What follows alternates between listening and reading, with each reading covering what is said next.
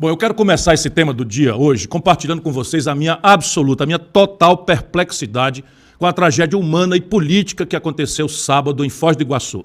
E aproveito para manifestar a minha solidariedade aos familiares, aos amigos da vítima, o guarda municipal Marcelo Arruda. No primeiro momento eu já expressei meu susto, a minha solidariedade. A polícia do Paraná informou que haviam morrido 2. Depois nós fomos esclarecidos, o Brasil inteiro e eu também, de que o que morreu foi só aquele que estava ali comemorando com seus familiares o seu aniversário. É um negócio absolutamente chocante. É um episódio muito, mas muito triste mesmo, que deixa várias perguntas no ar.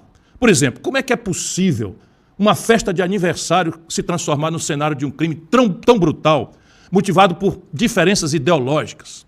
Como é que é possível que alguém odeie tanto a opção política do outro, a ponto de baleá-lo na frente dos seus filhos, da sua esposa e dos seus amigos?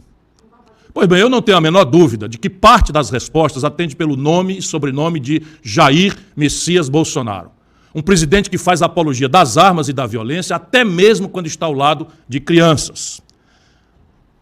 Um presidente ligado a milícias e agente notória pela brutalidade, como o deputado Daniel Silveira, aquele que rasgou a placa com o nome da Marielle Franco e recebeu o indulto presidencial, o perdão presidencial, quando teve o seu mandato cassado pelo Supremo Tribunal Federal e condenado à cadeia por ameaçar a integridade física dos próprios ministros do Supremo e a própria democracia.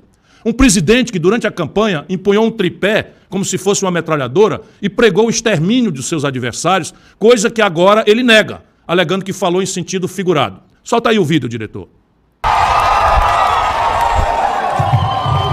Vamos fuzilar a petralhada aqui do Acre, hein? Vou botar esses picareta pra correr do Acre. Fuzilar a petralhada. Sobre fuzilar petistas. O senhor acha que essas declarações têm relação com o Você sabe que é sentido figurado? Você sabe que é sentido figurado? A população tem... Você sabe que você estudou português na tua faculdade ou não? Tá? Olha o Lula. Não defende ladrões de celular, que é para tomar uma cervejinha. Aí está claro que ele está estimulando roubo de celular. É um verme. Reparem bem, agora que um bolsonarista cometeu o crime que o Bolsonaro sempre estimulou, ele se sai com essa de verme, de sentido figurado. Sentido figurado, uma ova, Bolsonaro. Você não faz outra coisa a não ser estimular todo dia a violência, a intolerância, o machismo, a homofobia e o racismo. Não se cansa de prestar solidariedade a canalhas como esse Daniel Silveira, enquanto se cala diante da brutalidade que vitimou pessoas como a Marielle, o indigenista Bruno Pereira e o jornalista Dom Phillips. Tudo isso está na origem da tragédia de Foz do Iguaçu, cometida por um entre tantos brasileiros radicalizados, fanatizados por essa extrema-direita violenta e fascista que Bolsonaro representa. Pessoas que sofrem uma espécie de lavagem cerebral digna daquela que é promovida pelo Estado Islâmico e passam a ver em alguém que pensa diferente um inimigo que merece ser exterminado. Brasil, é hora ainda de refletirmos profundamente sobre o momento em que estamos vivendo. E convido a todos a fazerem essa reflexão. Desde os seguidores de Bolsonaro, que ainda não sofreram essa lavagem cerebral, até aqueles seguidores mais fanáticos de Lula e do PT. E antes que venham, né, porque sempre tem uma patrulha me acusada de falsa simetria, eles inventam as coisas, eu vou logo dizendo que sei muito bem, como qualquer imbecil sabe, a diferença entre o Lula e o Bolsonaro. Mas, mais uma vez, eu considero Lula muito diferente de Bolsonaro, porque Lula joga no campo da democracia, com toda a falta de escrúpulo dele, e o Bolsonaro não, joga no campo da ditadura. Mas isso não significa dizer que Lula tem carta branca para dizer o que bem quiser entender, sem medir as consequências, e ficar a sua turma de fanáticos aí, absolutamente enlouquecidos, igualzinhos os bolsonaristas fanáticos, relativizando. Eu me refiro principalmente agora ao pronunciamento que o Lula fez neste sábado agora.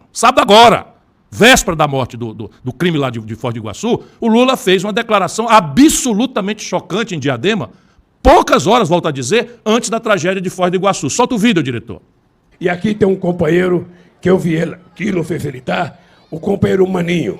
Esse companheiro Maninho, por me defender, ele ficou preso 6 meses, 7 meses, não precisava aumentar o mês, eu estava diminuindo.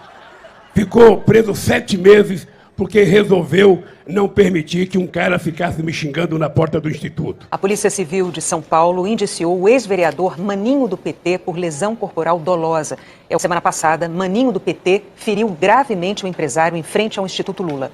Maninho está ao lado do filho e dá um empurrão no empresário. Na queda, o empresário bate a cabeça no para-choque do caminhão que passava e fica desacordado. Minutos depois, Carlos Alberto começa a se mexer e é levado até o hospital. Então, Maninho, eu quero, em teu nome, agradecer a toda a solidariedade do povo de Diadema, porque foi o Maninho, o filho dele, que tiveram nessa batalha. Olha, vocês vão me perdoar, mas não dá para passar pano numa declaração como essa. Ela é de uma insensibilidade total e absoluta. Ela é de uma irresponsabilidade. Sabe que o Lula foi corrompido por esse cerco de bajuladores, que passam pano e relativizam toda a maluquice e irresponsabilidade do Lula. E o mais grave é que esse não é exatamente um episódio isolado. Lula e os petistas mais fanatizados, igualzinho aos canalhas que seguem o Bolsonaro, têm dado seguidas demonstrações de intolerância com aqueles que não seguem a sua cartilha.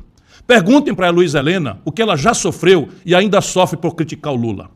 Lembrem-se da ameaça de agressão física feita contra a deputada Tabata Amaral, que foi retuitada pelo ator José de Abreu para os seus milhares de seguidores como se fosse um incentivo para que a agressão se consumasse. Revejam a conversa que eu tive há poucos dias aqui, na Ciro Games, com o deputado federal David Miranda, que trocou um partido aliado do PT, o PSOL, pelo PDT, e agora é ameaçado, agredido e xingado dia sim e outro também. Relembrem, isso eu não esqueço, as manifestações feitas no ano passado pelo impeachment de Bolsonaro. O PT não só boicotou esses atos pelo impeachment do Bolsonaro, como também estimulou seus militantes mais bárbaros e fanatizados, mais radicais, a hostilizar todos nós que subíssemos no palanque para exigir o impeachment do Bolsonaro. Aconteceu na Paulista, eu estava lá. Todo mundo, inclusive a presidente da UNE, foi insultada e agredida pelos fanatizados do senhor Luiz Inácio Lula da Silva. Eu mesmo, junto com a Gisele, sofri uma emboscada e quase fui agredido, me tiraram e me meteram no carro, ao final de um comício na Avenida Paulista. E sabe o que é que o Lula disse quando aconteceu isso? Que eu devo ter dito alguma coisa que eles não gostaram. Isso é o Lula. Em resumo, esse clima de radicalização violenta, de perseguição a adversários, parte principalmente de Bolsonaro. Mas eu não vou fechar os olhos à verdade, e a verdade é que quem criou esse clima é que Lula e o PT têm dado uma boa dose de contribuição para acirrar os ânimos todo dia, para jogar o Brasil num clima de medo, violência e incerteza que não se via nesse país desde a ditadura militar. O Brasil, meus irmãos, minhas irmãs, está contaminado pelo ódio. E o que deveria ser uma disputa de ideias está se transformando no embrião. Deus nos livre e guarde de uma guerra civil entre esses dois polos radicalizados e sem nenhuma visão de mundo, nem de país, nem de projeto, nem de coisa nenhuma. E, por favor, não venham com o falso argumento que alguns colocaram nas redes essa semana de que eu também estimulo violência. Não tentem confundir de forma falaciosa confronto franco de ideias com violência. O debate de ideias é vital, sem ele não haverá solução para o problema do Brasil. Em alguns momentos a temperatura da polêmica pode até ser mais alta, mas sempre no campo das ideias, do embate democrático. Para finalizar, eu só digo o seguinte, da minha parte e da parte do PDT, nossa única arma sempre foi e continuará sendo essa aqui, um projeto nacional de desenvolvimento que eu venho debatendo com todo o Brasil e que gostaria de debater também com Bolsonaro e Lula. Mas, infelizmente mesmo, nenhum dos dois tem tido mínimo respeito aos seus eleitores, fogem, não aceitam debater coisa alguma, ocupados demais os dois que estão em jogar brasileiros uns contra os outros. Que Deus nos ilumine e nos proteja nessa caminhada até as eleições e que até lá o Brasil tome consciência de que só as ideias e os projetos podem nos salvar dessa onda de ódio, intolerância e violência. É isso, Gisele. Vamos em frente.